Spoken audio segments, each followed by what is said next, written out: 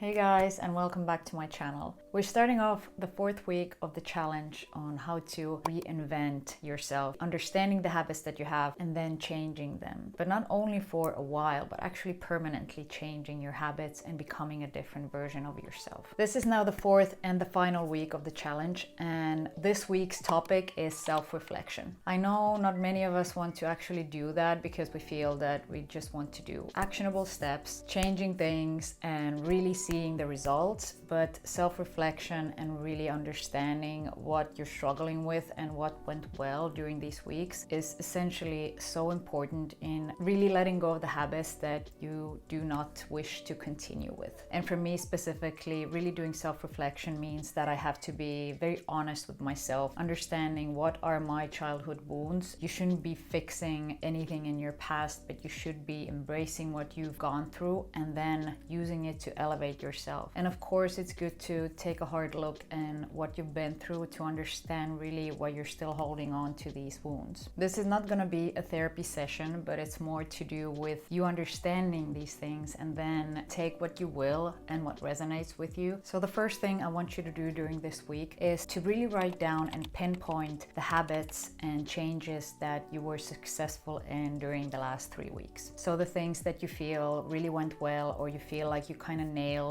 changing a habit, or anything that felt enjoyable to you, just anything that you can think of that made you feel good. Even better if you can pinpoint and write down clearly how you saw your identity shift. You can do this every week, or if you want to, you can do this every month, because sometimes we're not really able to identify these changes as quickly as we'd want to, even if there is change happening. I like to write it down in this way. So what I do is every month I write down the things that I've successfully implemented in my life, or changes that I have successfully made. For example, in the past 6 months, I've been successfully implementing daily walks and walking at the gym, which I loathed. I didn't enjoy it. Now, I cannot say that I love it, but I would say that it's more easier and I find more enjoyment in it because I can see myself aligning with the version that I see myself being. So this me walking at the gym is aligned with the version of my future self. So when you look at the successes that you've had, look at the things that you know that your future version aligns with. Then, as important as knowing what successes you've had and what changes you were able to make, it's important to look at the things that didn't really go well, or what hurdles did you have, or things that were really challenging for you, or things that you couldn't really change as quickly as you'd wanted to. What I like to do is I write them down every time I notice that some things are not really moving forward because I have maybe a specific set of beliefs, or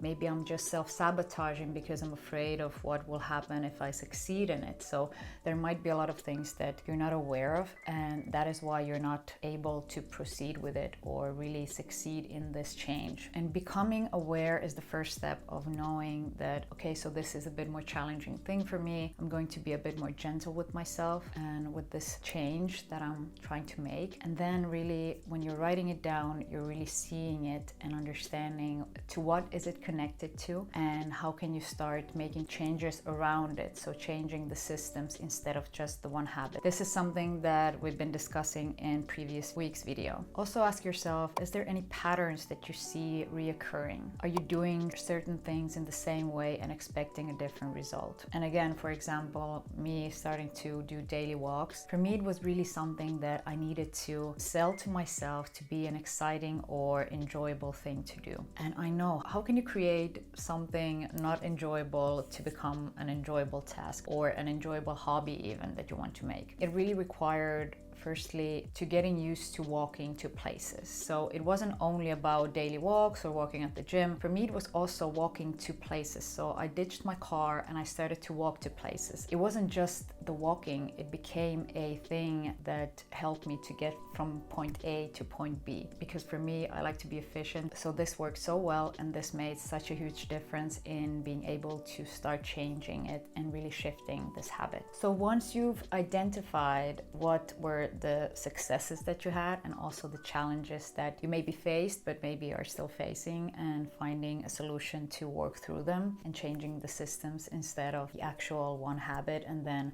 falling back to the old habit. I would want you to look at your non-negotiables that we went through on the second week and look at the things that you started implementing and doing on a daily basis. Notice the things that you enjoyed doing and pick 2 things for yourself, from which one is for your mental well-being and the other one is for your physical well-being. Make sure that you do one of each every day, which will act as things that you know will make you feel better, whatever day it is, whatever you're feeling, you're going through. These are the essential things, like waking up, brushing your teeth, or taking a shower. These are the things that you know you want to keep in the long run for yourself in your daily habits. These can be new habits that you implemented during this challenge, but they can also be old ones that you can trust and rely on, that you know are things that you know how to do and you find enjoyment in them. Just make sure that they uplift you and really gives you this feeling of you being able to enjoy your mornings or the start of your day. Then you are going to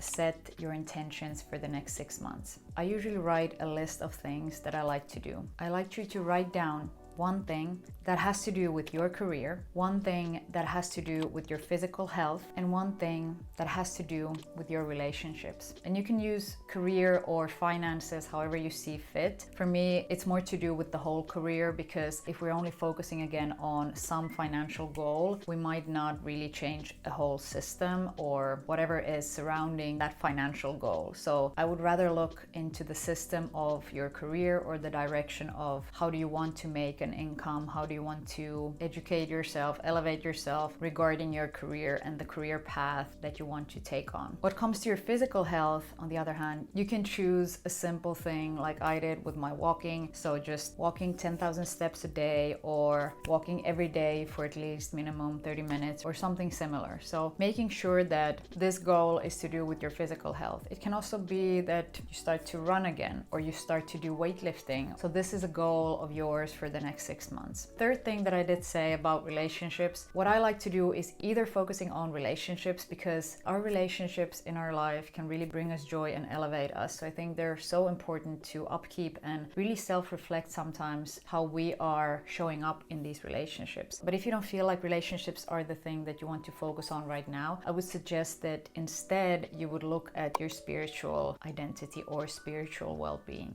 And what I like to do is, for example, a couple of months ago, I set a goal for myself that I'm going to visualize every day, which only takes about 5 to 10 minutes, but it still sometimes feels like such a task. On some days it feels easier and on others it doesn't. And that's okay. And you just accepting it is you being one step closer to overcoming the obstacles that you have in changing this habit. Just focus on the small habits that you think you can change, because when we're changing something really small, it's easier for us to then be optimistic about the bigger changes or the bigger dreams that we have. So really starting off small, validating our own dreams and really going forward with them and seeing the change will surely be a game changer for you regarding all the rest of your goals that you want to accomplish at some point. One thing that I would also want you to do when you've planned out your next 6 months is that you look at the strategies that you have worked before, trying to change these things if they have been on your list before this, and really looking at them and seeing what didn't work. So picking new strategies to change these systems. And not to mention that you will only be looking at these goals after 6 months, but actually review these goals every week, maybe every month, just to come back to it and seeing, maybe I didn't try hard enough with this one. Maybe I want to change this goal. As time passes, we also change. So there might be things that our goals are really not aligning with anymore. So really look at your goals. You can change them as you go. I hope this challenge gave you enough of tools to look at your habits, starting to change them with small steps, and understanding that once you change one thing, you can start to change another thing. And the most important thing is you do not change a habit by itself. Do not set goals on just one habit, but look at the picture overall and rather change the systems. So change the things around them and your habit will change too. In the previous videos, we also discussed about the day in your dream life text that you received from ChatGPT. I hope you still have the text, and if you don't, just go to ChatGPT, write out the things that you see yourself doing within,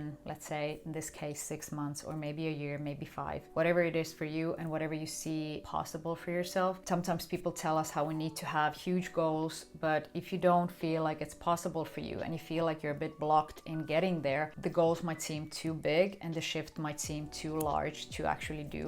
And I feel like our minds might just shut down and not try at all. So instead, tell it what your dream life looks like and ask it to write a day in your dream life, where it will explain everything that you do from morning till evening. Where do you live? What do you eat? What do you do on a daily basis? What kind of physique you have? What kind of clothing are you wearing? Just everything that you feel is necessary to envision this dream life of yours. And keep this as almost like a vision board and just look at it whenever you feel like you need some more inspiration on this journey. I hope you enjoyed the challenge as much as I did, and I hope you gained something out of it. And I would love to hear about your experiences and the things that you were able to shift and change. And I would also love to hear about the goals that you're setting for yourself for the next 6 months. I'll be back next week with a new video, and I'm really excited about the topic that I'm about to share with you next week. Okay guys, love you. See ya.